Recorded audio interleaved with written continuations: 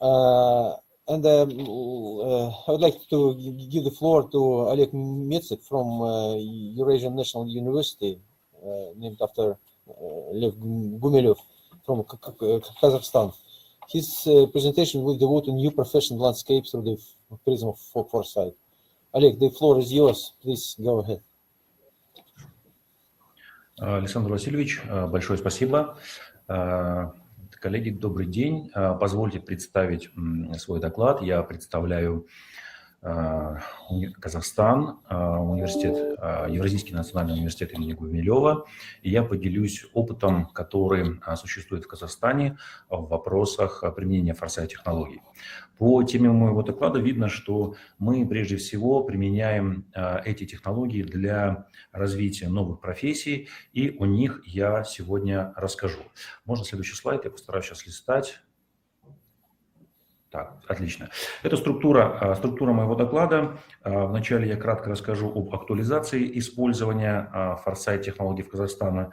Дальше сделаю акцент на том, что в Казахстане все-таки форсайт-технологии используются Олег, извините, вас не очень хорошо слышно. Именно с этим был связан мой вопрос о горизонтах планирования, потому что мы в Казахстане стараемся не очень далеко идти в горизонтах планирования. Это связано со структурой нашей экономики, потому что мы пока не можем себе этого позволить. Дальше я расскажу об опыте применения ландшафта новых профессий. То есть у нас был подход через бизнес, через отрасли и через регионы. И я покажу, что у нас наиболее успешно получился опыт региональный, и мы планируем в Казахстане масштабировать эти технологии вокруг региональных центров. Ну и дальше покажу перспективы, которые у нас выстраиваются. Да, организатор, если я буду слишком торопиться, поправляйте меня, пожалуйста. Итак, я начну. Начну я с того, что в Казахстане развитие форсайт-технологий, оно идет в рамках, скажем так, не научных исследований, связанных с университетской работой, а это является частью программы, предвыборной программы нашего президента. И вот в 2019 году был один из пунктов добавлен, связанный с тем, что президент поставил задачу разработать атлас новых профессий и компетенций с использованием форсайт-технологий. Курировал этот проект Министерство труда и социальной защиты Республики Казахстан. И вот результаты, о которых я буду рассказывать, они, конечно же, прежде всего были заложены работой в рамках министерства и тех исследовательских команд, которые работали в Казахстане. Если говорить о больших этапах развития и актуализации форсайт-технологий в Казахстане, можно выделить три блока. Первый блок в 2019 году – это была попытка применения разработки атласа новых профессий для корпоратов, для горнодобывающих предприятий.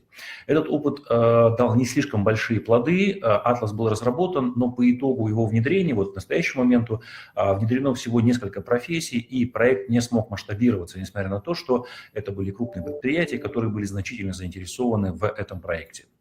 С 2020 года проект расширился, и по 9 ключевым приоритетным отраслям нашей страны, вы можете видеть их на экране, были проведены форсайт-исследования, где были построены некоторые прогнозы развития отраслей, и на основе этого были сформулированы те новые и исчезающие профессии, которые нас ожидают.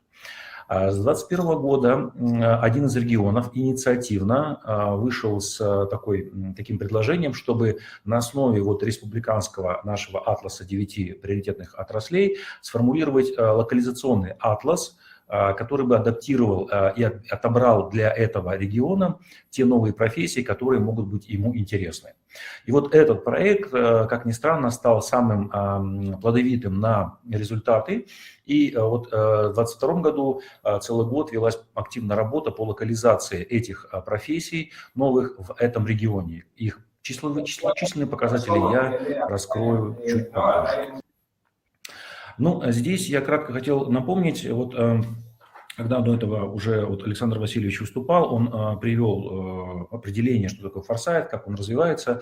Я лишь хотел напомнить, что форсайт направлен на то, что мы прогнозируем будущее, и хотел лишь в этом слайде актуализировать такую полемику и проблематику, которую сказал господин Иванов в конце своего доклада, о том, что мы помимо научно-технологических прогнозов должны значительный акцент ставить и на социально-экономические вопросы. И в Казахстане мы большое внимание уделяли вот чему. Почему? Когда мы начали разрабатывать свои проекты, мы сформулировали вот для себя вот такую вот проблематику, назовем ее так, что мы ее сформулировали так, что форсайт традиционно, классически развивался в концепции модерна, где наука и знания являются ключом к развитию.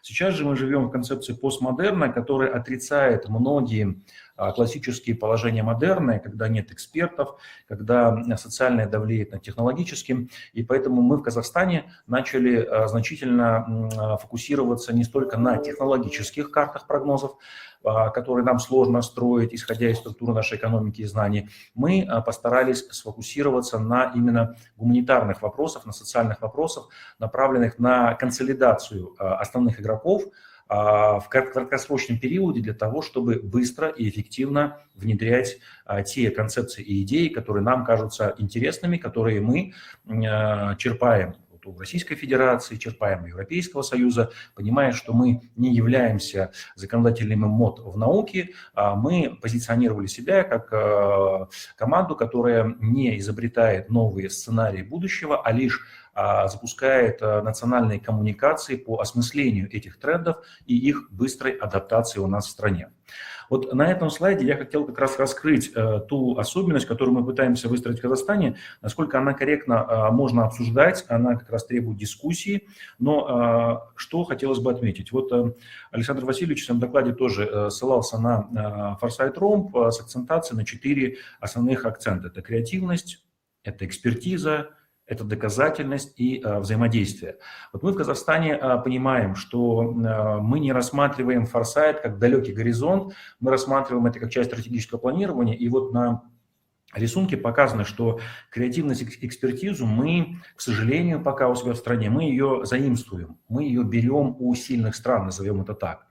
Но внутри Казахстана мы активно включаем компоненты доказательности, но не доказательности с точки зрения доказательности сценариев, а насколько у нас это может быть реализовано. И второе – это консолидация, взаимодействия казахстанских ключевых игроков на предмет того, способны ли мы быстро объединиться для того, чтобы реализовать те или иные инициативы. В итоге мы сформулировали, скажем так, 5 ключевых компонентов, которые мы в Казахстане используем. Первое, мы рассматриваем форсайт как часть стратегического планирования, и нас интересует видение будущего и ее, скажем так, переход от видения к планированию. Второе, мы понимаем, что мы не претендуем на альтернативные картины научно-технологического развития, и поэтому у нас повестка стоит чисто организационно-стратегическая, скажем так. Мы признаем слабость нашу в этом вопросе, и мы больше акцентируем внимание на, скажем так, именно организацию игроков и стейкхолдеров, чтобы они понимали, осознавали видение будущего и реализовывали их. Вот, опять же, Александр Васильевич приводил пример с российской корпорацией. Я прошу прощения, Александр Васильевич, я не помню, но это, помню, нефтегазовая какая-то компания, если я правильно понял. Вот, которая заказала определенное исследование, видение будущего, какие сценарии могут быть, и за год, за два перешла к реализации. Вот мы стараемся работать на стыке, смотреть технологические карты и понимать, что мы быстро уже в Казахстане можем сделать, чтобы сегодня, там, за год, за два, за три мы могли перейти к коммерческим результатам. Дальше мы форсайт в Казахстане фокусируем больше не на индустриях, то есть не на отраслях и технологиях, хотя туда мы тоже работу делали, мы создавали их, но мы поняли, что ключевое, куда это должно двигаться в образование. И вот Казахстанский атлас новых профессий, который вынесен на сайте Министерства труда и социальной защиты, он что позволяет делать? Он интегрирован с профориентационными инструментами. Сейчас в Казахстане внедряются цифровые методы профдиагностики и профориентации студентов. С 8 класса ребят всем предоставляет государство бесплатную систему цифрового тестирования, где при прохождении тестирования подсказывают те компетенции, те направления, где вам интересно работать.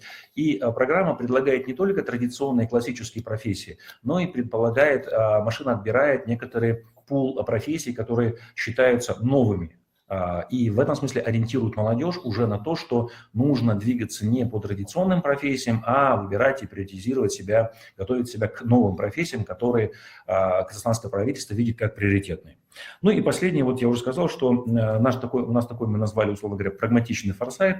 Он связан не с тем, чтобы определять длинный горизонт. Опять же, это в силу не того, что это делать не нужно, а в силу того, что у нас не до конца хватает, скажем так, научного потенциала. Мы для себя сформулировали, понимая свои возможности, что мы должны понимать ближний горизонт развития и фокусироваться на нем.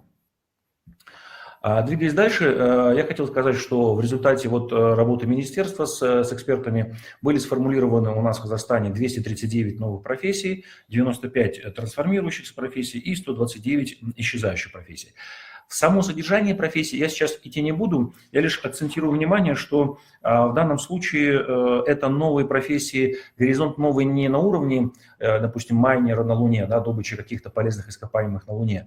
Это новые профессии, которые не входят в реестр перечня образовательных стандартов, и поэтому даже условно профессия, я условно сейчас шутку скажу, я не знаю, там SMM-менеджер, который уже активно везде, допустим, используется, но в наших казахстанских классификациях отсутствует, мы его условно рассматриваем, поэтому в кавычках, как новая профессия, то есть мы пытаемся в прикладном режиме подтянуть нашу систему образования под текущие вызовы, которые существуют на наших предприятиях и в нашем бизнесе.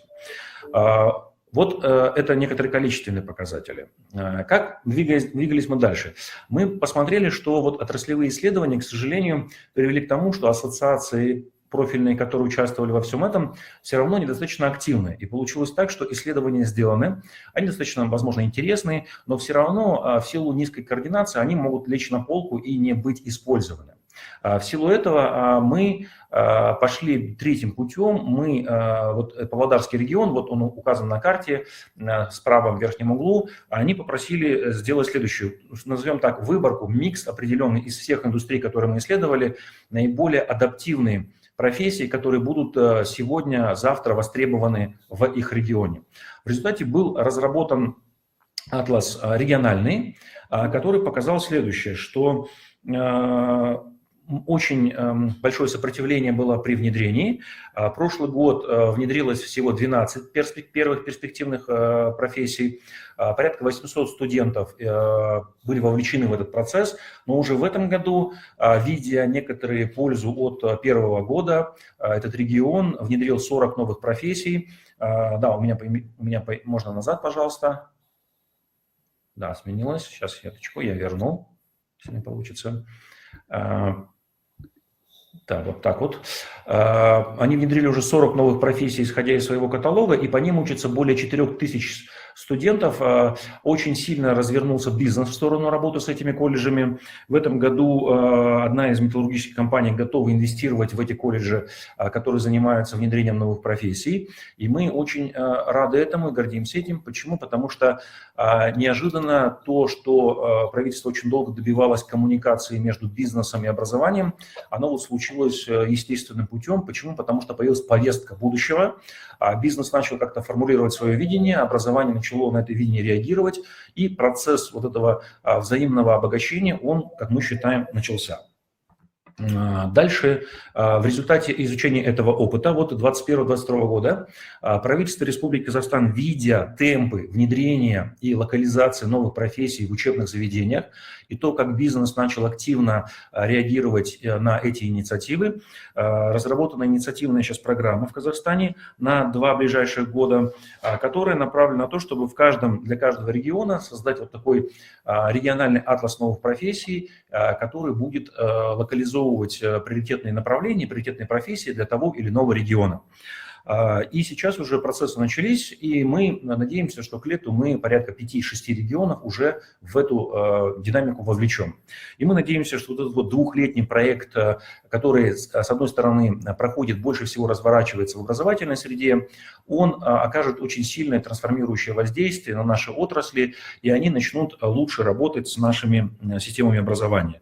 И вот у нас в Казахстане форсайт, он концентрируется все-таки не больше вокруг промышленности, а концентрируется вокруг системы образования. Пока системы науки и высшего образования, которая стремится из позиции вот, как мне кажется, такого традиционного на постсоветском пространстве системы, обслуживающей промышленность подготовки кадров, то есть промышленность заказывает, а мы готовим, перейти в позицию драйвера, то есть чтобы региональные вузы, чтобы Министерство образования формировало будущее видение для многих отраслей и тем самым стало драйвером, скажем так, в правительстве по трансформации наших отраслей, которые у нас существуют.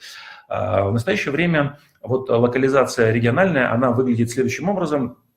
У нас в Казахстане 20 регионов, сверху я сделал обозначение цифровое, снизу, к сожалению, на русском языке, но это те регионы, которые у нас существуют, несколько крупных городов, и дальше пошли областные центры. И вот мы предварительно сделали некоторую приоритизацию, в какие отрасли, в каком из регионов существуют, на чем мы планируем делать ставку. Мы сделали приоритетные сектора и перспективные сектора. Вот такая пока у нас карта региональная существует. Мы также считаем, что она поможет, с одной стороны, у нас есть эта региональная специализация, но она пока недостаточно сильно осознана. Вот, и мы планируем, что вот связка образования и промышленности вот в таком ключе даст за ближайшие 2 года нам значительные результаты по трансформации нашей экономики.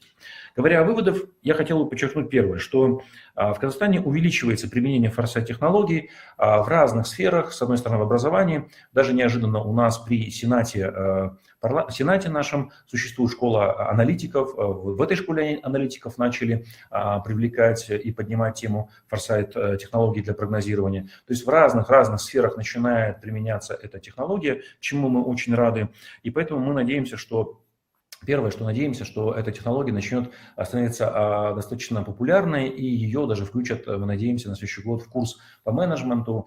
Всех, кого готовят экономике и менеджменту, они будут прослушивать курс форсайт-технологий как часть стратегического планирования. Второе, мы признаем, что первые 2 попытки, они были сделаны, они были достаточно неплохие, но мы видим, что они не дали больших результатов по локализации новых профессий в Казахстане. А вот региональный проект дал. Поэтому в ближайшие 2 года Казахстан планирует фокусироваться именно в региональной логике развития форсайта. Я заканчиваю, коллеги, да. И мы надеемся, что вот разработанные 20 регионов, которые мы сделаем, это позволит, несмотря на то, что изменения происходят в системе образования, это значительно изменит нашу промышленность. Спасибо за внимание, коллеги. Если есть вопросы, буду рад ответить. Спасибо.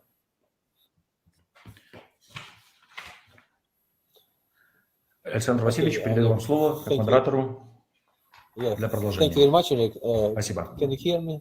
Yeah. Yes, so thank you very much again. It was a very interesting presentation. I must say that I know a little bit about this work, but this presentation gave a broader vision to all of us.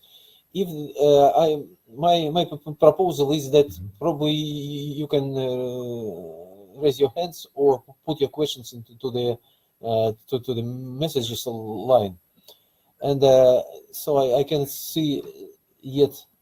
Александр, вижу, что есть вопрос в чате. Maybe we'll have more questions in the end of the session. Орган сферы образования, который формирует компетенцию будущих специальностей. Такого специального органа нет, но сейчас создается Форсайт-центр. Technology Форсайт in Bangkok, Thailand. It will be devoted to circular economy technology Foresight in APEC. Are you with us, Surachai? Yes, Alexander, can you hear me? Yes, we hear you very well. Please go ahead, the floor. Okay. Thank you very much for XIE for inviting me to this important conference.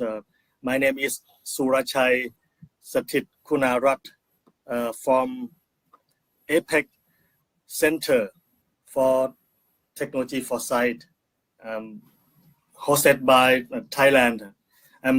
Today I would like to use 15 minutes as allocate time for me to present our ongoing project entitled Circular Economy Technology Foresight in APEC.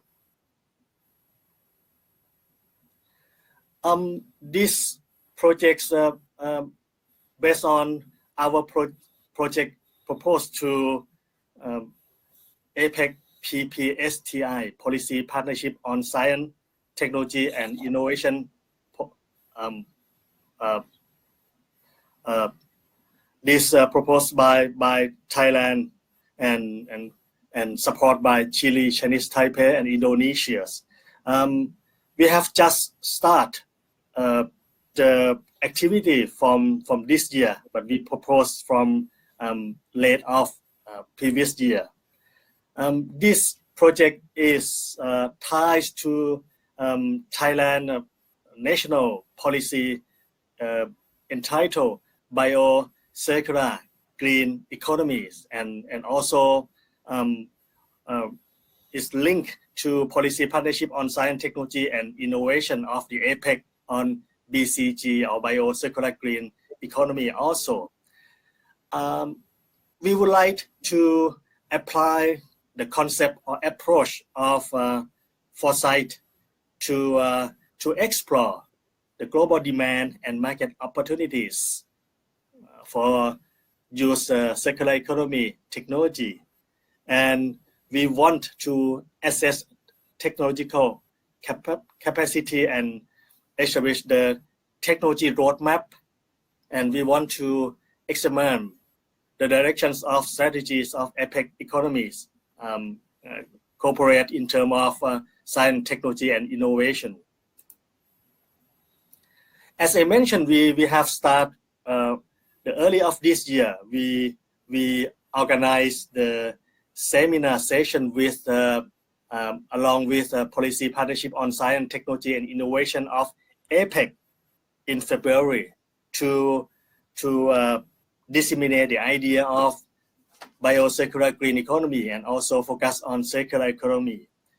And then we organized the first workshop to identify market opportunities and global trends for circular economy and technological needs.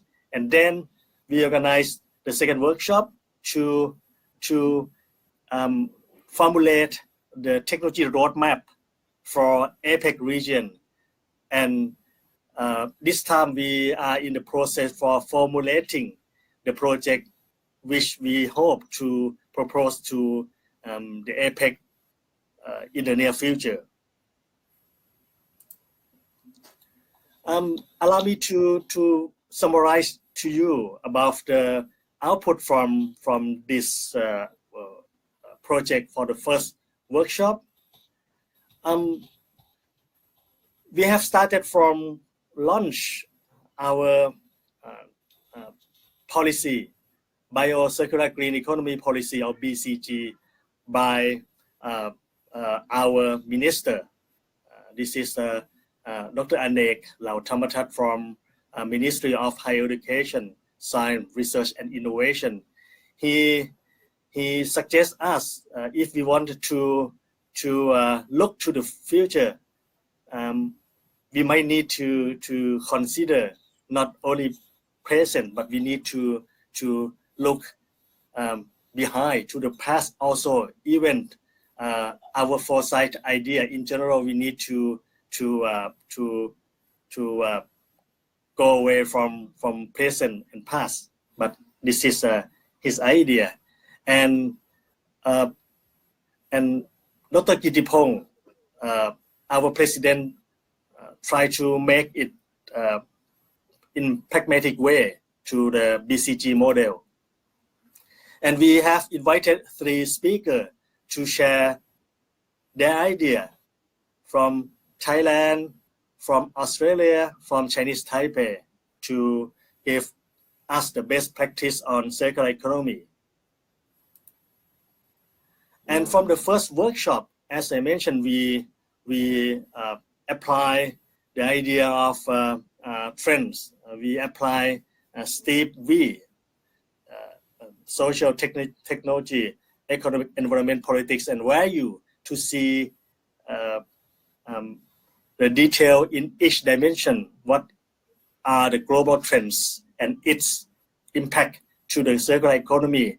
And we elaborate the key challenge and solution as they suggest the global trend. This is a key finding from the first workshop. You can see we have many dimensions. We have health and pollution, accelerated social movement, sustainable growth, and collective wealth, climate change and risks, smart manufacturing and smart consumption, food safety and food security, resource scarcity and security, globalization and localization, and emerging transformative technology platforms.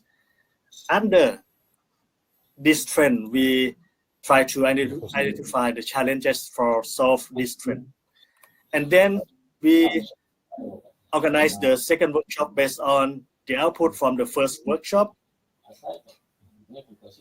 Again, we start from announce or disseminate the output from the first workshop to the participants or the audience in the second workshop. This is an online workshop.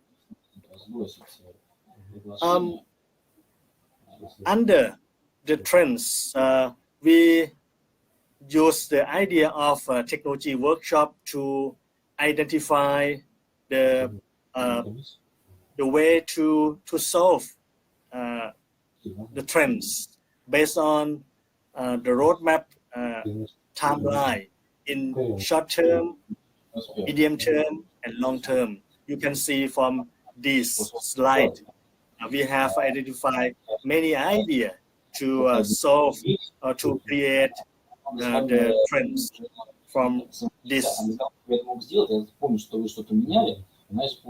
This is also the detail of each global trend.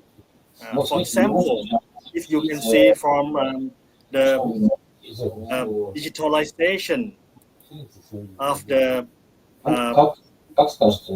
space economy, I think this is the proposal, the idea from Professor Ozdchan Saritas from HSE also.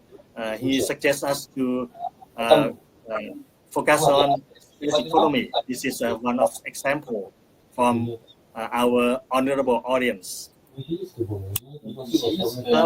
This is a summary for the second workshop. You can see key findings. We try to identify circular economy goals and standards setting for APEC. You know, every country have their own goals and standards, but how can we set the goals and standards for APEC economies? Because we have 21 economies, so sometimes we need to normalize the goals and standards. High income economy, low income economy, we need to set the standard. We need to establish or formulate the new business models for capacity building program, circular design, circular technology design and consumption consortium platform. Because circular economy, this is the global value chain. We need to formulate a consortium or platform to work together. And you can see it here. Circular design, this is a quite important one. Circular is not just only to maintain or to optimize product or services along their lifetime, but if we start from circular design, we can minimize to use the virgin material. I mean, we can use recycle, reduce or reuse or refurbish to avoid the virgin material. We need the APEC circular economy best practices and knowledge sharing platform, because this is we need to learn together which the best practice can apply to other economies. And we need new circular economy funding and investment scheme, because this is the investment, this is related directly to the trade. Again, this is a global value chain. So funding and investment scheme need to be formulated. Technology transfer is one of the critical issues for circular economy. If you want to apply the circular economy in your economy, you need the technology transfer, but it need to localize to your economy also, because like my country, Thailand, we cannot copy the technology from developed countries directly. We need to localize to our context, to our local economy also. Last but not least, how we know we can circulate, we can use the circular economy in our economy. We need to have the monitoring scheme. We need to set the new standard or index to formulate the circular economy platform across the APEC economies. That's all of my presentation to you. Thank you very much. Okay.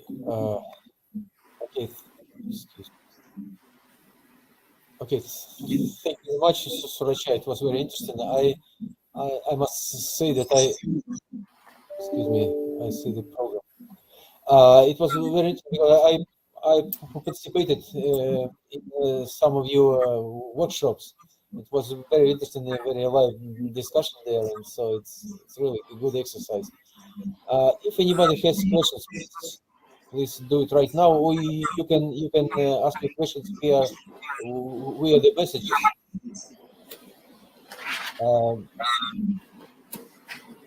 Okay, if no questions at the moment, I ask everybody to collect your questions in the end of this session, and then we can ask every speaker to reply. Okay, our next presentation will be made by Professor Ozdčan Saritas from Faculty of Economics. He is the head of Laboratory for Science and Technology Studies. Ozdčan, are you with us?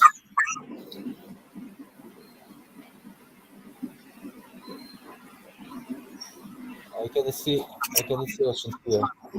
Yes. Okay, I cannot see Ozdčan. Then if he's not online, we can invite Alexander Chulak then. Yes. Good. Sorry, I cannot hear. I'm here. Can you hear me? I'm on my computer, so it is trying to do some settings change. But it seems to be fine right now. And your presentation. Yeah, sure. Screen sharing is impossible. It says your latest browser. It must be in the file. Yes. Okay, someone is sharing my screen, so that is good. Okay, so who is controlling that? That's not me, obviously.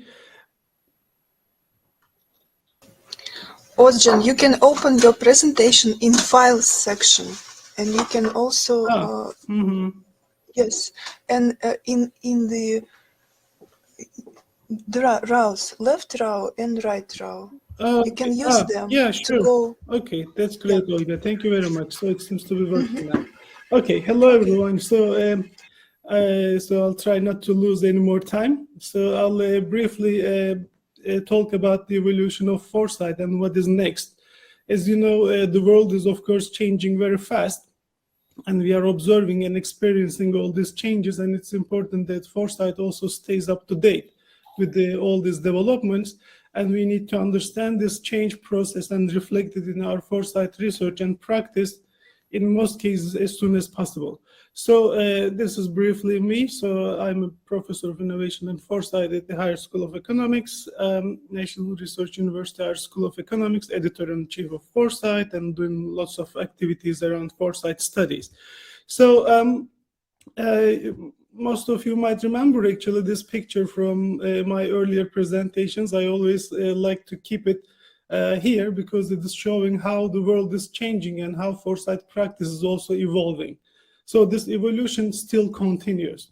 So we've seen foresight moving from defense-oriented technology forecasting activities to oriented towards more grand challenges, wildcards, and other kind of weak signals, societal problems with a broader focus, with some new methodologies bringing together quantitative and qualitative methods, and also bringing the power of data, machine learning, artificial intelligence, and those sort of technologies. So this evolution is ongoing.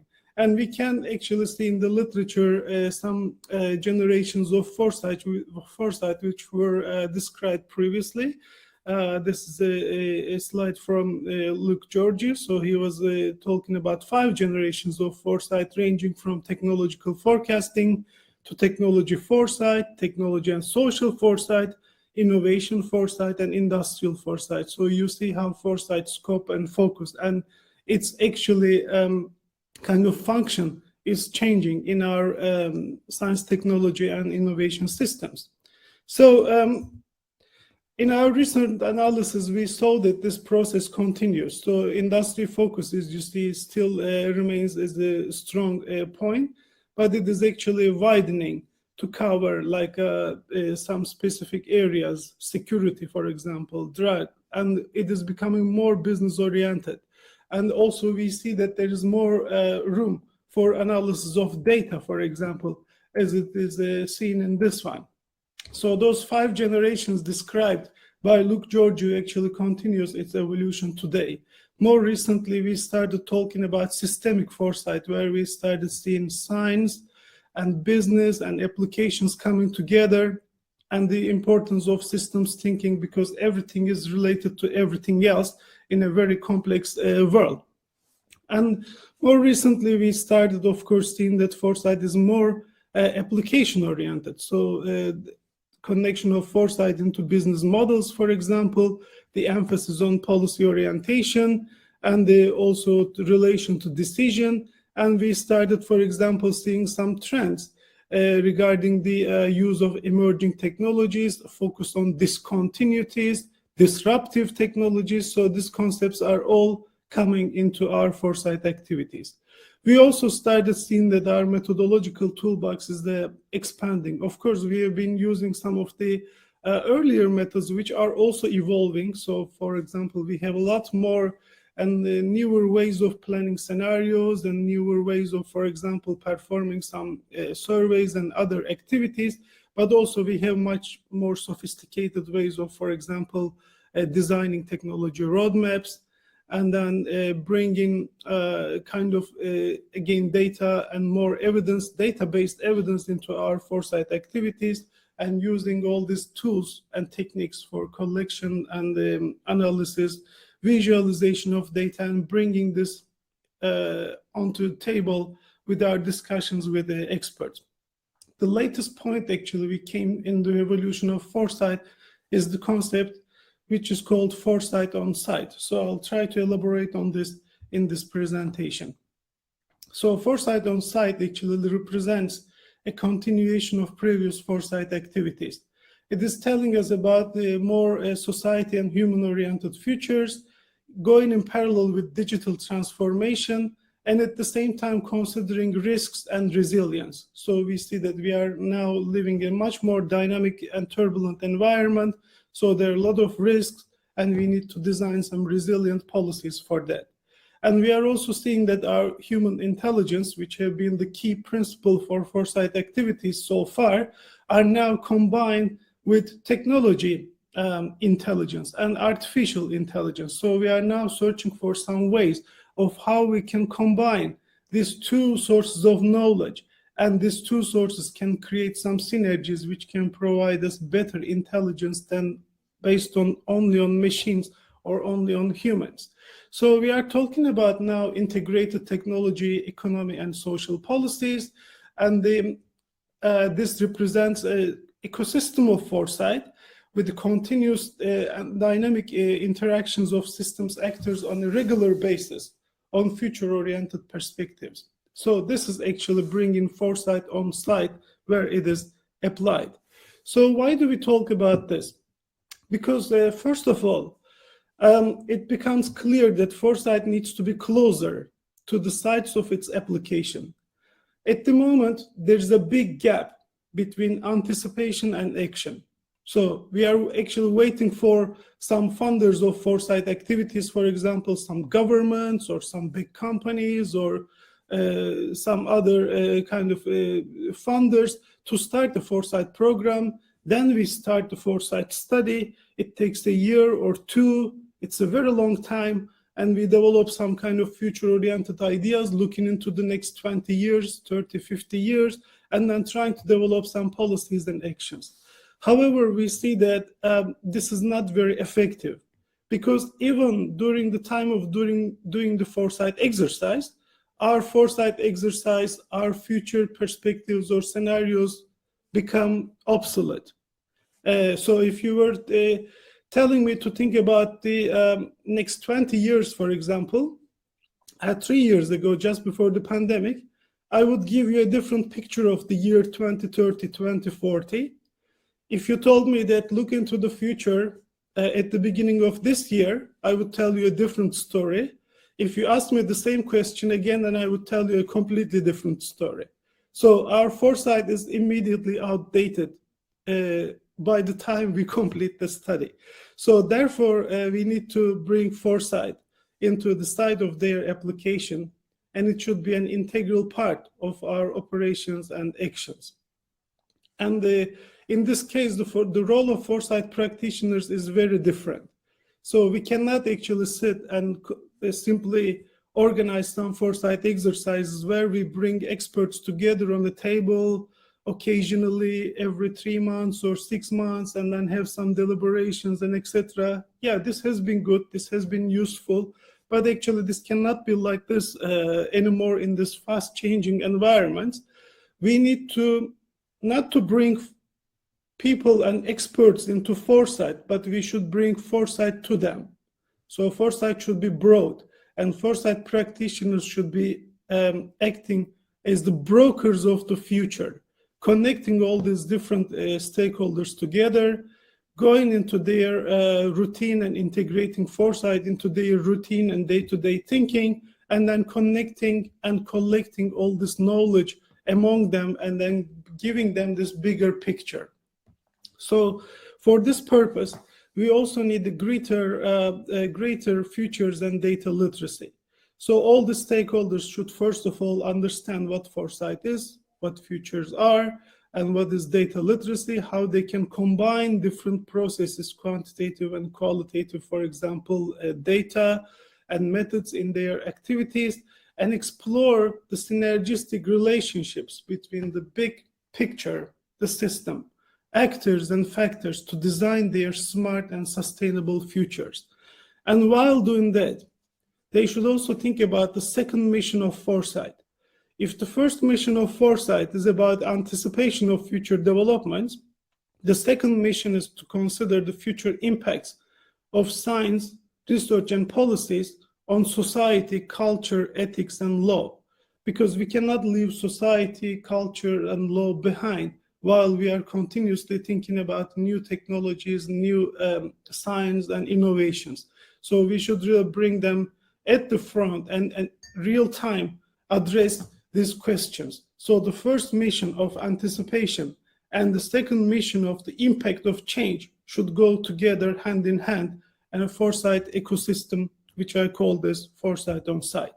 So foresight on site should also bring the key elements of foresight together, which are basically understanding our environment and our systems, scanning them continuously, thinking about scenarios. Actually, scenario thinking, the explorative part of foresight, becomes much more important these days in greater uncertainty and complexity. So in each foresight study, we should definitely focus on multiple scenarios and think about their implications again, because each scenario may represent different priorities and different actions. So we need to consider all of them one by one in order to make sure that our foresight doesn't become obsolete in a very short time. So it is very important to think about these alternative scenarios and develop some alternative action plans according to them. So there are, of course, longer-term visions, longer-term perspectives, but there are also shorter-term expectations of the society, of the economy, of the policy. So Foresight cannot ignore this and say that we are only thinking about the long term, but the short term is already uncertain and complex enough that we should do something to address the challenges there and help policymakers to get out of this kind of complex situation, if it is possible at all. So Foresight, again, should involve these elements of connecting the future with the present. So strategies, policies, and roadmaps are important. And again, bringing this on the side of its application through planning, action, and implementation, and then continuous monitoring. Of course, the whole process should be interactive. So our goal should be to design smart and sustainable futures, which is a combination of a number of technologies together.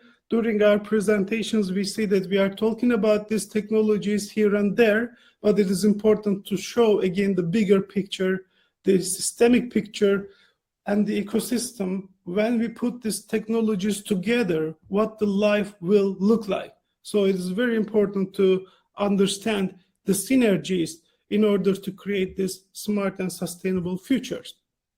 And the future is going towards human technology interactions. So this is one of the key principles of the Foresight on site, when we bring human intelligence and technology intelligence together. There are developments going into all different directions. Developments in the computing technologies, information and communication technologies, developments in terms of human augmentation, for example, and developing human intelligence. And then there are also studies which are trying to bring together human and technology collective intelligence together to make sure that human brain and technology can connect so that collectively they act more intelligently than any other person, group, or computer. There are signals of that. They are not weak signals. So this is an analysis from an earlier analysis from our I4 system showing the artificial intelligence research landscape. So we can see a lot of signals like human-machine collaboration, artificial creativity, unsupervised machine learning, for example, an artificial intelligence brain, human artificial intelligence. So these are some of the research areas which are fast emerging. And in another recent study that I performed, I was able to see actually the landscape of development in robotics through patent analysis. So how the application areas, cognitive capabilities, components, and functions of the robotics sector are changing in the past 5 years. So clear trends actually are becoming visible in this.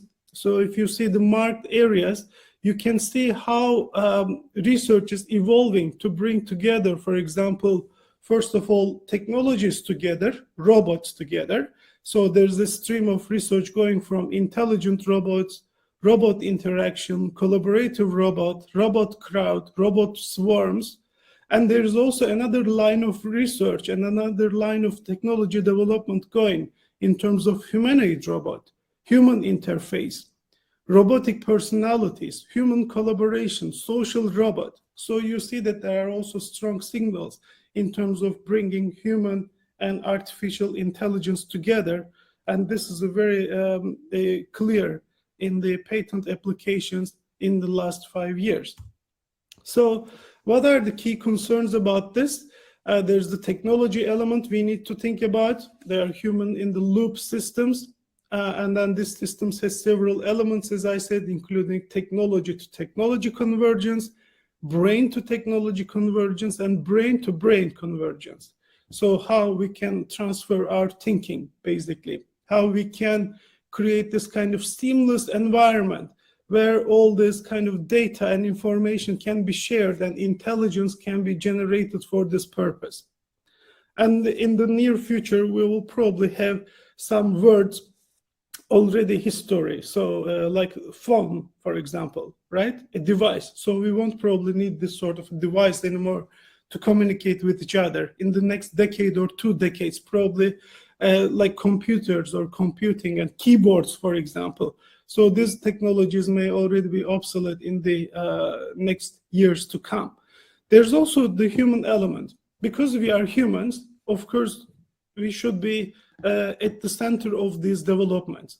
And technology should be developing around us, not we only are developing our position around the technology and leaving the control to technology only. So our aim should be human well-being, health, and performance. And of course, in order to achieve it, we need to develop interdisciplinary and intercultural scholarship. And in the end, the technology and human elements will come together to build the ultimate ecosystem, which is the combination of standards, policies, and legal frameworks, social, ethical, cultural factors, and privacy and confidentiality issues. So these are some of the key questions, concerns, and at the same time, opportunities which are awaiting us and which should be subject to our foresight studies. Again, the second mission of foresight will be important. So in this highly turbulent, highly complex, but very fast developing environment, we should also simultaneously think about the wider impacts of this technological and social change from social, ethical, legal, cultural, and value aspects. And we need to do it very fast. So as I said, in foresight studies, we used to look into very long-term futures. We are talking about, for example, Eurasia 2060, Kazakhstan 2040, Russia 2050, and those sort of things. But we also know that there are some things developing around us very fast. And some of our responses to these developments should be in matter of not decades or years, but sometimes in months, like it was the case in COVID-19. So the flux of events across time, they are evolving, and STI, science, technology, innovation, always need to appreciate and understand this and then develop necessary responses to them, which can be developing again in several months or weeks' time.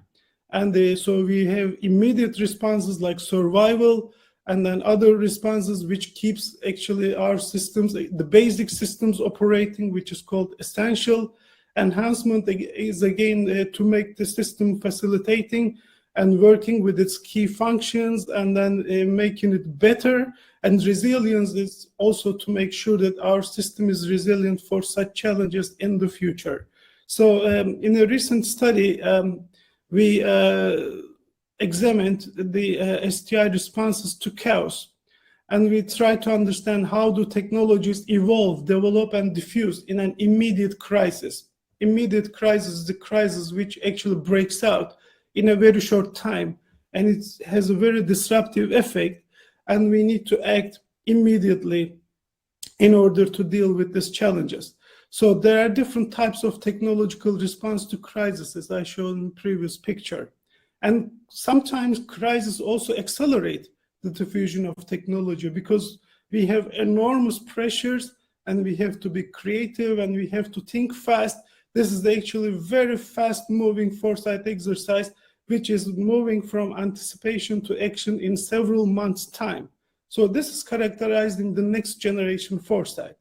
And it is important, of course, to understand which technologies are the dominant and central ones to respond to this fast-changing environment and crisis, and how technological linkages may occur in this period.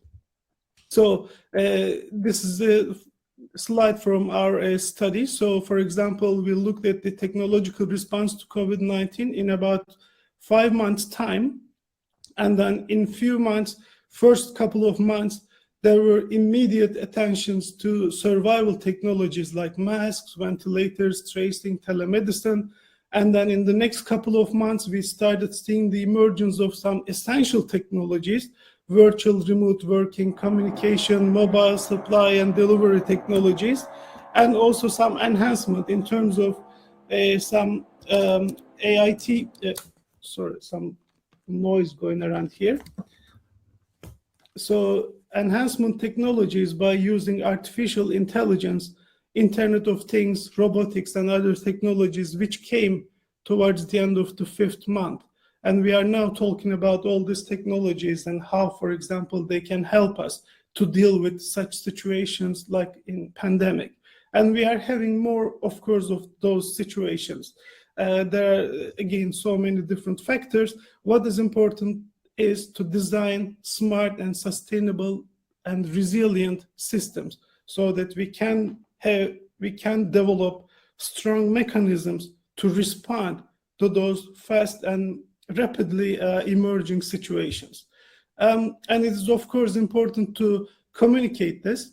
So these are, again, essential parts of the Foresight on-site concept. So Foresight on-site should be brought to the agendas of the government, business and industry, society, education, science and research.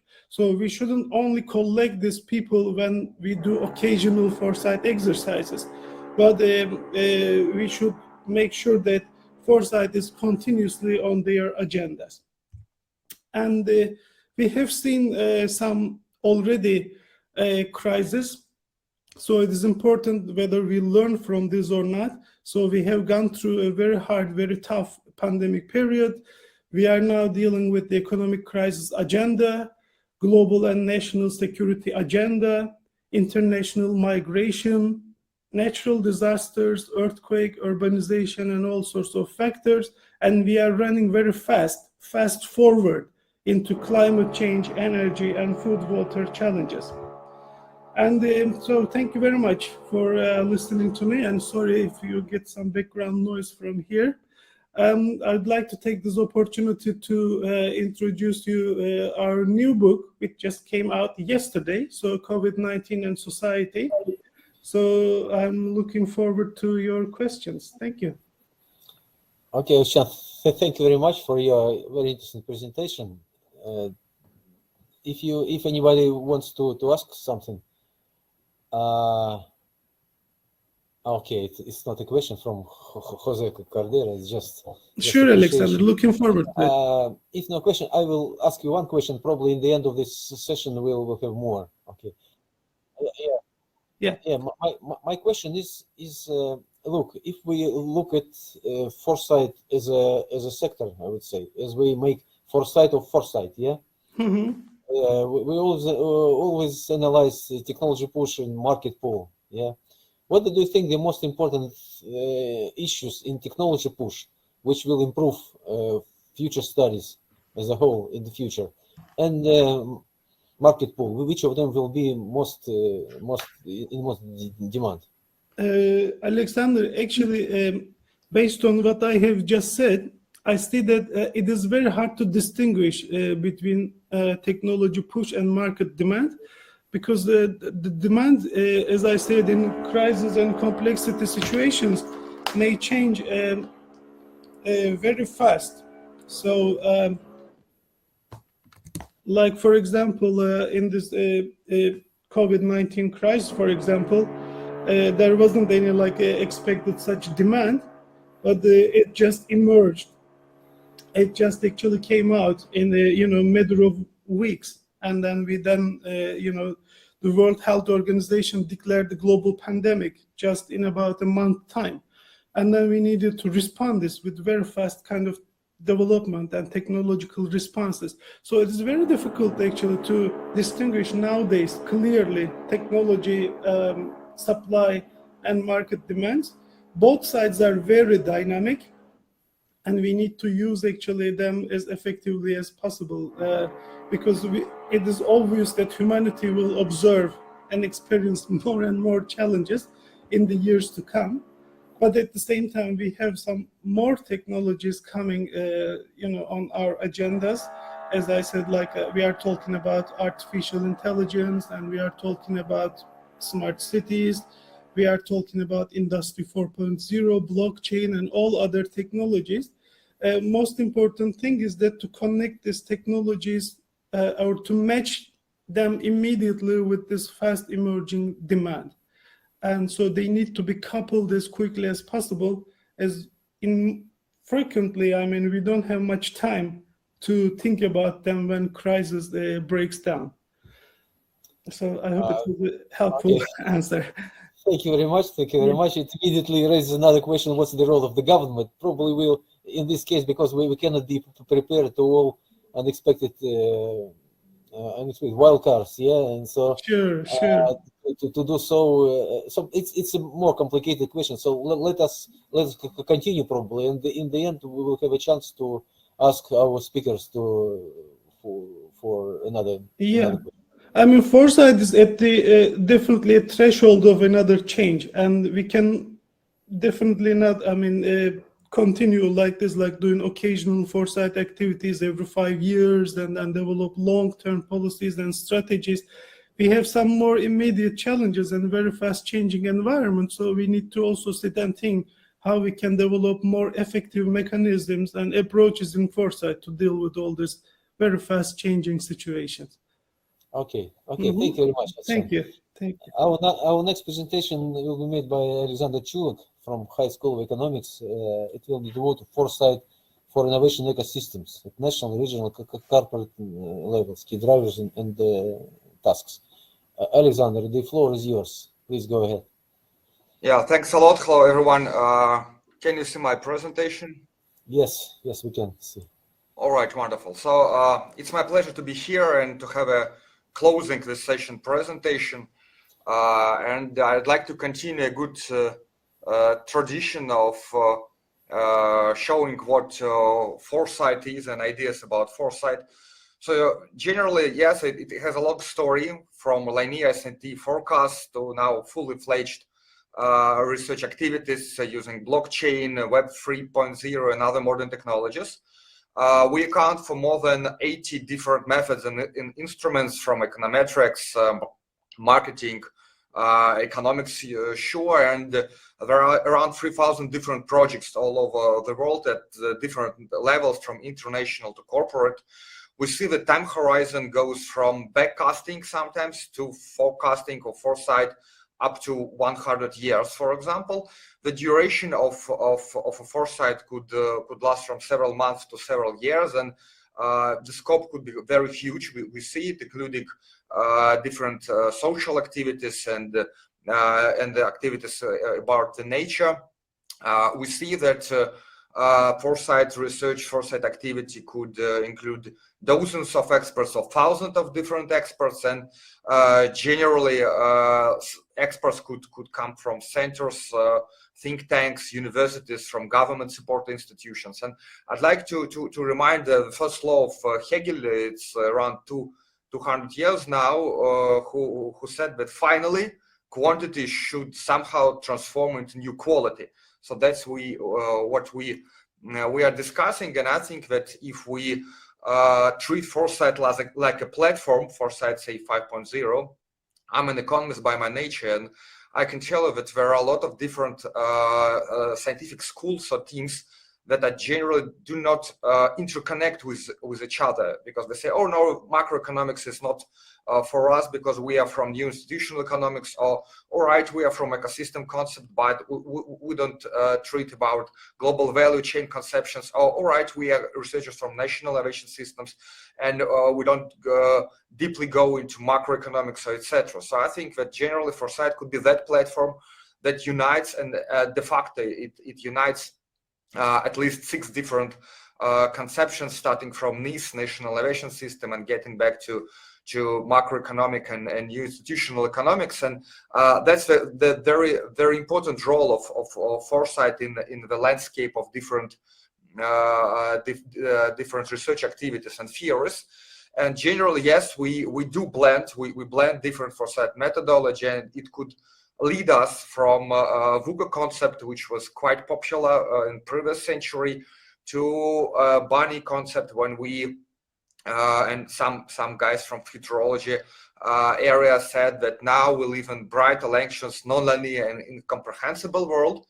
So blending different foresight methods, including big data and evidence-based methods, could lead us from this uncertainty to more structured future. And I'd like to start showing you how in a concept, we could use this blended foresight methodology from different levels.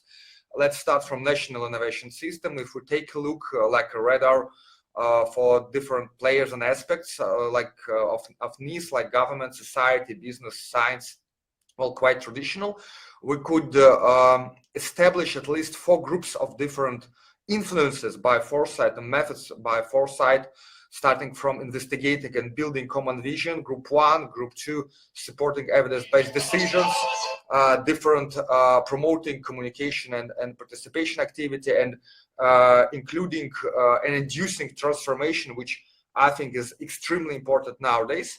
So blending this foresight and divide it into 4 groups, I just show you an example. You can find more in the article. So we could understand how to communicate, say, with business as a part of needs, using different instruments, starting from scanning megatrends or identification of wildcards, new consumer needs and properties, getting back to market pull and push approach, and maybe it's transformation into new reality.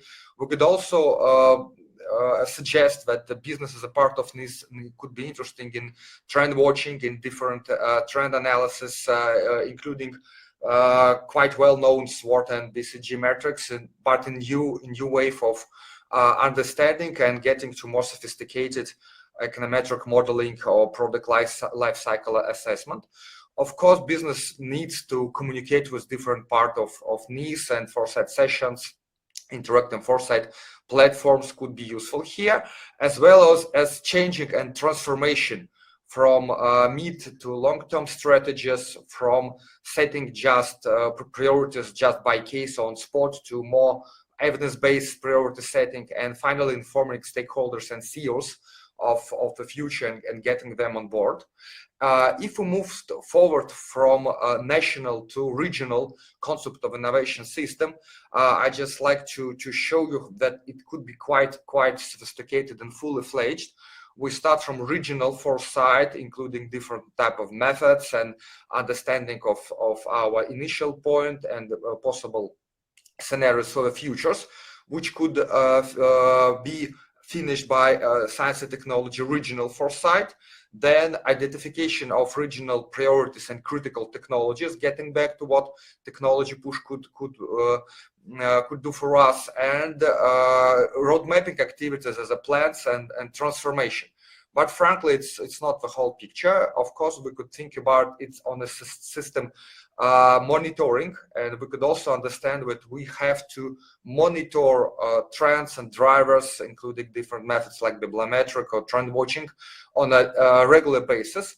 Well, an initial picture was like this. So of course, we understand that this regional foresight ecosystem should correspond to national strategic foresight planning and be supported by institutional infrastructure. It could be regional or national, or as we established in Russia, a network of centers responsible for different science and technology priorities, monitoring, trends and drivers, identification, new markets and niches. So as you can see, it could be charged like the whole system, or maybe even ecosystem, from a regional perspective. And if we move from this quite complicated regional level to corporate level, I can tell you that what we notice and we can see general effects of global trends are treated like very linear, like, you know, well, all right, we've got the top list of 15 global trends, so let's see how they affect the company. We should understand that the company itself and corporation includes also different levels, at least stakeholders, management, personnel, or is just a simple picture, and global trends for sure affect different linkages and different incentives and motivations of different type of participants of the company. We could call it internal corporate innovation system, and then we move to external ecosystem, and it includes, for typical company, it includes markets and consumers, for sure society, competitors, different types of infrastructure, including R&D and science, suppliers, regulation from different ministries of government. And we understand that global trends are affecting all types and all linkages between the system, but the company as itself, if it is big corporation or association of different small and medium companies, could also influence this global trend. So it could be reward corporate influence on the whole global challenges, which is very important and could be emphasized by foresight activities with such, like bifurcation points. So they could occur almost at all levels and all different types of company ecosystem. And I think it's quite important to understand this and to identify it not only in standard view, like sometimes is done, like company to global challenges or company to competitors or to society, but treat it like the whole ecosystem, the whole linkages which could be explored by foresight activity.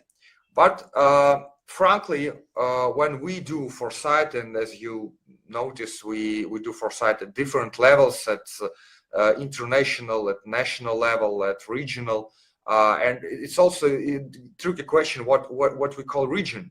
And if we speak about different convergence of artificial intelligence of metaverses with country, it's a really tricky question. As you know, not only even cities, but small countries, they start to create their digital twins. So from this point, region is a land or is something another. I mean that there are a lot of questions to discuss, and foresight could help also in establishing the right system of definitions here. But when we also always talk about different projects and examples, we sometimes forget about lessons and mistakes. And I'd like to show you just a few typical mistakes or what we can notice from these different foresight activities. I hope it could also be useful and maybe could be treated like special part of foresight activity. I know that there are some initiatives, but I think it should be done regularly, not occasionally. So sometimes we see that time horizon or goals are not setting proper to the object. That's why it's very important to understand about what we are talking about. So what is our object and what is the definition of a sector? For example, digital twins in agricultural sector. What it is it IT? Is it agriculture? Is it a new sector? What's the statistics? What are the statistical codes? Could we include it in NACE classification or another? So there are a lot of questions here, and it's very important to set quite transparent time horizon and goals. As for methodology, for sure, I think that for experts and speakers and participants of this conference, it's quite obvious that we should combine different methods. And as you saw previously from trying to do blended foresight methodology and apply it to NIST conception, the nature of foresight helps us to use different methods. And I think it's important, and we could specifically think and talk about what are the best combinations or worse combinations, which is also very important, or sequences of different methods according to foresight goals and activities. Very important thing, and I think it could be useful for our colleagues from Kazakhstan and from other friendly countries. So the methodology of foresight as itself couldn't be purely important from Russia, from UK, from UNIDA foresight manual to the country. We have to take into account a lot of national specifics, and I think it's one of very important lesson and sometimes periodically made mistakes. We should identify our stakeholders very carefully and understand what do they want, what are their system of motivations. From this point, economics economics and economic theory and marketing theory could also be very helpful for foresight, for better understanding the utility curves, or how the system of motivation for companies is constructed. Because in economic theory we do have a lot of models that could be helpful for better understanding the behavior of different economic agents, how we call it in economics, or we can call them stakeholders in foresight activity. Also, it's quite important to integrate foresight results into decision-making process. That's true, everybody is talking about this, but how? And the answer from our experience is very simple. If you understand the motivation and the language that your stakeholder is speaking, I mean, from government side or from science, from expert sides, it's easier to integrate your results into decision-making process. It's also very important to have some strong managerial skills in the foresight team. I mean, when you do have all foresight stars, but nobody could be just strong manager, the foresight project could be collapsed. That's true. And finally, sure, we have to go into society and raise the culture of foresight culture. It could be not also foresight, it could be innovation culture, or financial literacy. But anyway, the general culture of thinking about the future could be raised. And finally, I'd like to present you a few ideas about how this Foresight 5.0 could involve, or generally what are the questions that we have to answer. We see different effects of global challenges, so we go from VUCA to BANI, but what's next? I mean, maybe another type of abbreviation or another type of effects on systemic level of global challenges. We should understand what will be the institutional form of corporations. Will it be DAO corporations based on a blockchain, or another type of maybe military corporations, or small or big export oriented, or oriented into internal markets? So it's also important, as well as understanding what will be the type of labor involved. It will be physical in office, or now when we all are in some hybrid or meta level. And I think it's also important to take this opportunities of long distance connections. It's important.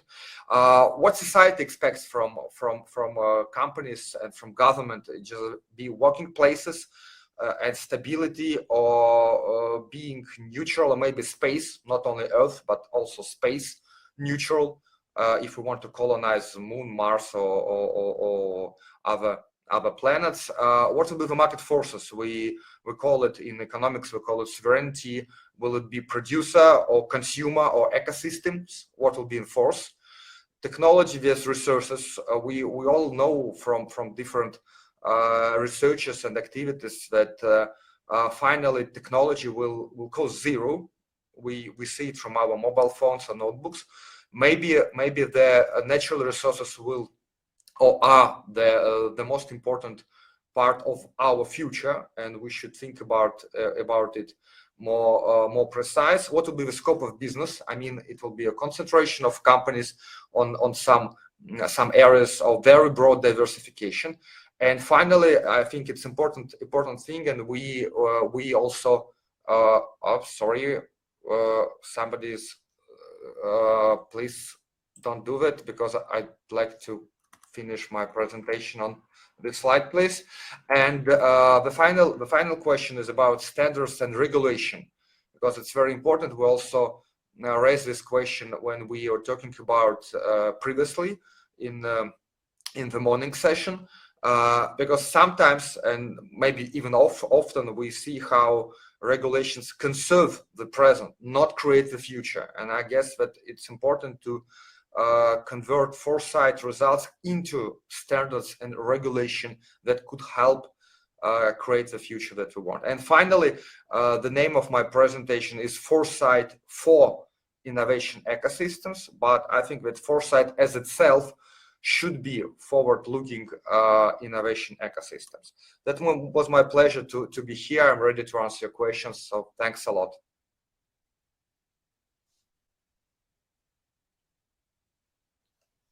Okay, thank you very much, Alexander. Any questions? Let me see. Not yet questions. Okay, probably will. I missed one question. I'm terribly sorry for Oleg. Oleg, if you can reply it, it's I will formulate in Russian. Существует ли в России, Республике Казахстан, какой-либо орган в сфере образования, который формирует компетенции будущих специальностей?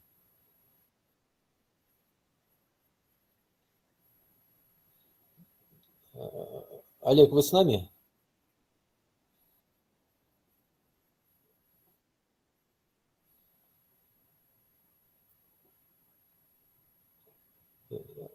No, I cannot see here. Okay, probably we'll leave this. Okay, maybe Oleg will appear later and reply.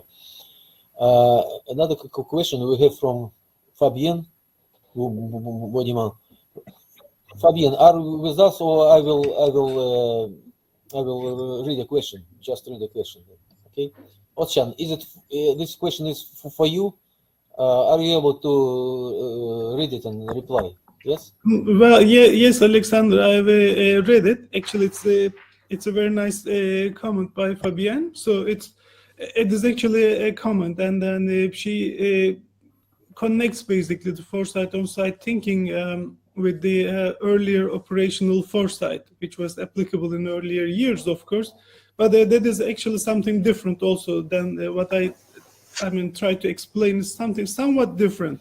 It is, of course, in terms of like bringing foresight into its site of application. Yes, operational foresight is fine, but at the same time, we should be able to like bring this together with the kind of our vision and the longer term perspective, but to be able to respond to shorter term change. And this is actually beyond one firm's or company's control. So it still requires collective actions by the stakeholders. So for that reason, it is a little bit different than operational foresight or operational research. And then regarding, of course, the foresights like obsolescence, yes, because in fast changing environments, of course, our future perspective may also shift into different directions. And that is why I actually emphasize the role of scenarios, and sometimes in extreme scenarios, for example, in order to be able to cover those wild cards which may emerge on the way. So fast responses, multiple thinking. So these are the essential elements of foresight, and then it will also help us to make sure that we can design some resilient futures, and our foresight will not be obsolete because it will be actually responding to, at least it will be resilient under some of these pressures which it may experience on the way. So thanks again to Fabienne, and I'm actually looking forward to discussing with her and everyone further. Okay. Yeah. Thank you very much. It immediately raises a question about the balance between moonshot problems, and the grand challenges, and the on-site foresight. So we should find this balance, which is very important. Okay. This is our task as foresight researchers. So we should put our heads together and design next generation foresight. Absolutely. Yeah. I see a question from Irina Nikivinci. Unfortunately, I don't see the phone name. Please, the floor is yours. Or if possible, a bit louder, okay? Or closer to the microphone. Здесь, значит, первый вопрос для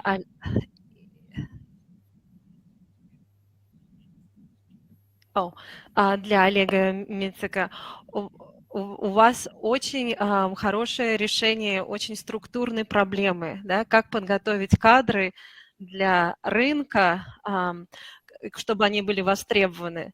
Мой вопрос: как вам удается, вот используя это сверху вниз,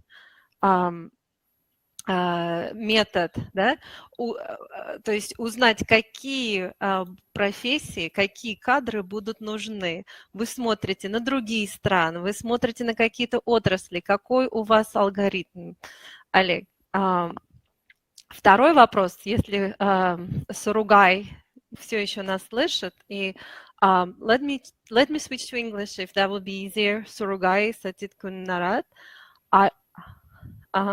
If you, I was really impressed by your presentation, by the fact that it sounds like an ideal design solution. So my question is, how do you get that level of cooperation? And are there any problems? Have you measured the outcomes of solving problems using the circular design and multiple stakeholders? Are there any measurable results for those workshops that you have described? And finally, I have a comments for Ozdchan and Alexander. I mean, thank you. It was very informative, lots of information. And I was just wondering, like, there's one, I mean, the problem that, I mean, that in my experience, what I've seen is that, first of all, the individuals are missing, like in a way that a lot of systems and organizations need foresights, right? But also some of the consumers of foresights are individuals, and to find it will be really great to look to see when that agents, actors, when do they become aware of that they actually need foresight, right?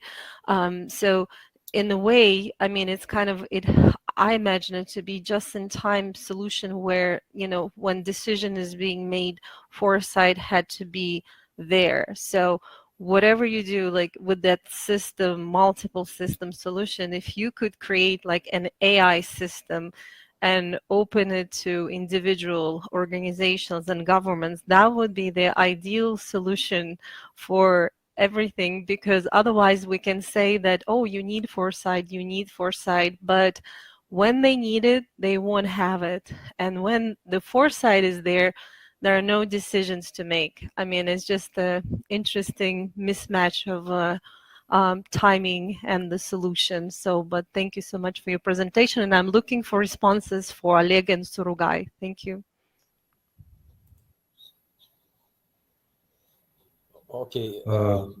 Александр Васильевич, может быть, вы могли бы повторить вопрос, потому что здесь идет переключение по языкам, и вопрос Ирины я опять не услышал. В русском не было его перевода.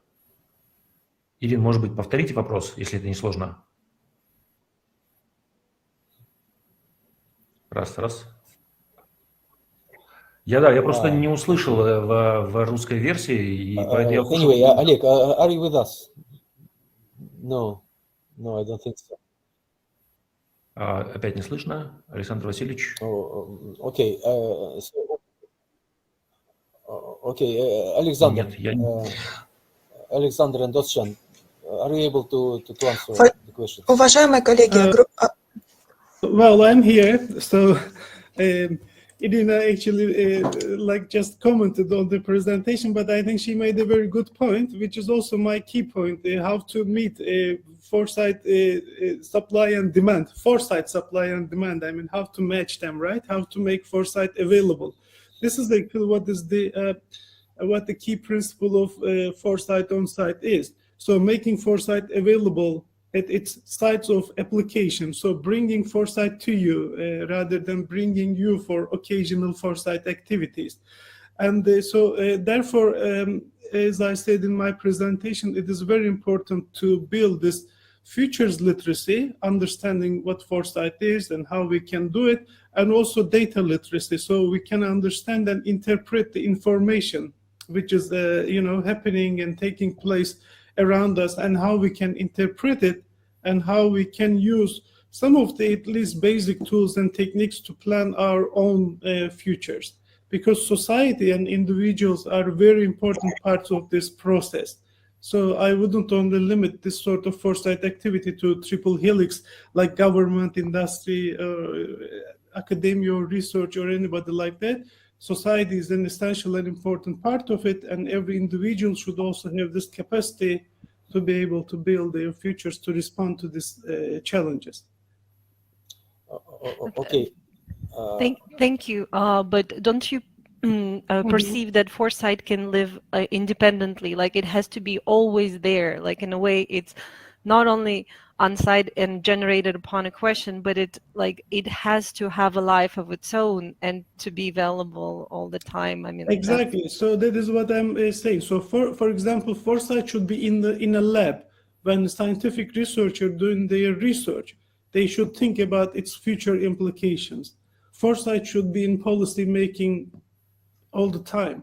Foresight should be in education all the time. So we should actually always think about the future of the field, for example, that we are teaching, and build necessary skills which are required by that. So whatever job you are doing, whatever sector you are involved in, so it should be on your desk, it should be in your mind, and thinking about the future consequences of your action, or what sort of opportunities and threats you see, and how you can reflect this into your day-to-day decision making. So thinking in progress, we can discuss how to make this happen, of course. So we need some ideas and we need to brainstorm. So I'm always happy to talk further to make sure that we can practice, we can make this thinking practical. And then I can answer your question much better. So. Okay, thank you very much. Irina, Oleg didn't hear your question. Could you repeat it once again, please? Олег, если вы слышите меня сейчас, я просила, чтобы вы поделиться секретом, как вы делаете вот свои прогнозы, то есть какие кадры подготовить для экономики, вот как вы знаете, то есть какой алгоритм, как вы эти анализы делаете? Ирина, я прошу прощения, я снова не слышу, вы начинаете говорить по-русски, его не переводят, а я не в основном канале. Можно сейчас вот еще раз? Олег, вы с нами? Коллеги, простите, пожалуйста, я вмешаюсь. Ирина, у вас выбран английский язык, и вы на английском канале говорите по-русски. Ой, у меня русский. Говорите на английском канале по-английски, тогда переводчик переведет на русский язык в русском канале, и Олег услышит. Да, спасибо. Ладно, можно это на английском спрошу? Окей. Олег, anyway, я вас слышу, говорите по-русски уже. I hope, Олег, уже по-русски, хорошо. Каналами запутаешься. Я думала, это для себя, а тут, оказывается, для всех остальных. Значит, как вы делаете прогнозы? Сколько каких кадров проготовить по экономике? Вот куда вы смотрите, на какую аналитику? Как вам удается, то есть, сделать эти прогнозы? Если вы говорите о количественных прогнозах, то... Но вот этих о новых профессиях, о навыках, да, то есть как вы их делаете? Да, смотрите, в силу того, что сейчас, когда мы говорим про новые профессии, мы начинаем вести подготовку не по количественному принципу, а по принципу прецедента. То есть мы в каждом из направлений стараемся запускать группы по 20-25 человек, но мы примерно прогнозируем следующим образом. Допустим, мы берем среднее количество предприятий, примерно зная его образ компетенций, мы пытаемся представить, сколько сможет такой человек выполнить своих задач, скажем так, примерно.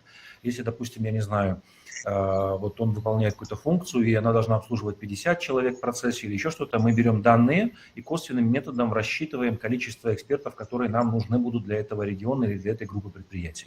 То есть понимаем, что методы не совсем точные, потому что мы лишь имеем образ определенных компетенций, как мы себе это представляем, но мы это используем таким образом, и пока это срабатывает лишь по той причине, что мы, так как их мало производим, мы не можем перевыполнить план.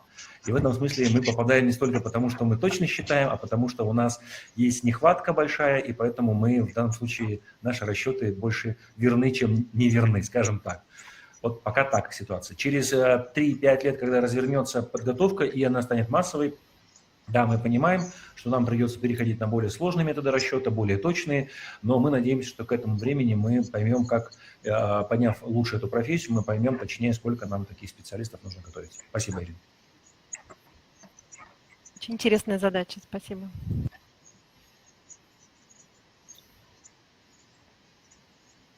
Okay, thank you very much. We are running out of time.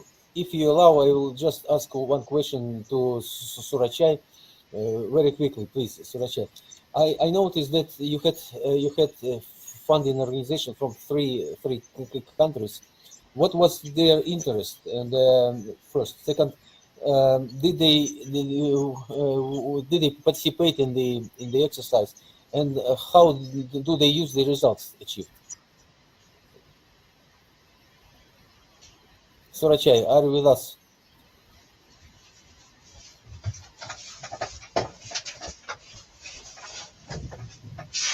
I'm afraid we have technical problems. Okay. Oh, Fabian, so good to see you. Yeah, good to see you finally too. Okay, I guess we are running out of time. Our speakers did not answer all questions, but I guess we will have another opportunity to ask each other and to discuss different issues with each other. Thank you very much. Our next session will be in 15 minutes. So please join. You are kindly invited. It will be also about future studies, foresight, and we'll have several very interesting presentations there about the future of ocean, the future of space, and some more about wildcards and how should they be sorted out, and how to create the classification of wildcards. Okay, thank you very much. See you in 15 minutes.